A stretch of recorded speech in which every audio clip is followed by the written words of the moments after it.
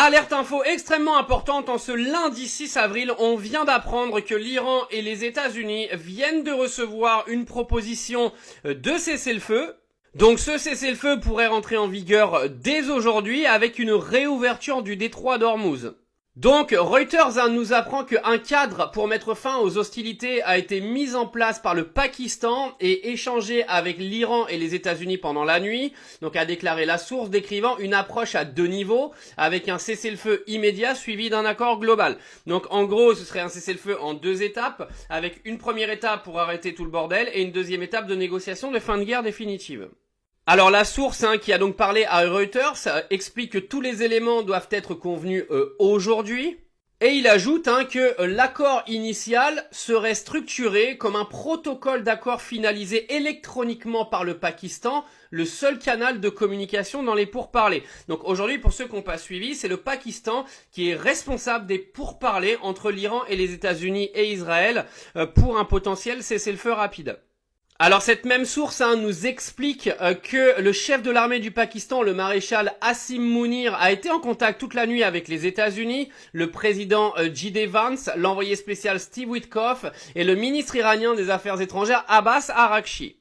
Alors, la proposition, en fait, elle comporte un cessez-le-feu qui prendrait effet immédiatement, donc à partir d'aujourd'hui, la réouverture du détroit d'Ormuz avec à peu près 15 à 20 jours pour finaliser un règlement plus large. Alors faut savoir que ce sont des propositions. Jusqu'à l'heure d'aujourd'hui, ni les États-Unis ni l'Iran n'ont répondu à cette proposition. Alors au niveau de la réponse des responsables iraniens, donc on nous apprend que les responsables iraniens ont précédemment déclaré que Téhéran cherchait un cessez-le-feu permanent avec des garanties qu'ils ne seront pas attaqués à nouveau par les États-Unis et Israël. Ils ont déclaré que l'Iran a reçu des messages de médiateurs, y compris le Pakistan, la Turquie et l'Égypte. Donc clairement, tout ce qu'on a vu dernièrement de la propagande américaine, des réponses iraniennes, etc., c'était clairement pour se mettre dans des positions de force pour des potentielles négociations de cessez-le-feu, comme d'habitude dans toutes les guerres.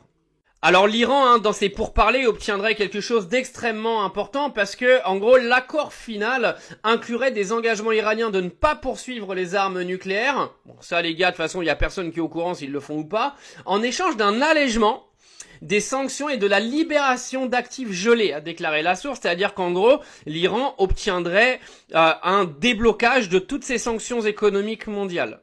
Donc voilà pour cette information qui est extrêmement importante en ce lundi 6 avril. Alors encore une fois, ce sont des propositions de cessez-le-feu, ce ne sont pas des accords, parce qu'on nous apprend quand même que les États-Unis, l'Iran et même la Chine aujourd'hui n'ont pas encore donné quelconque réponse à cette proposition.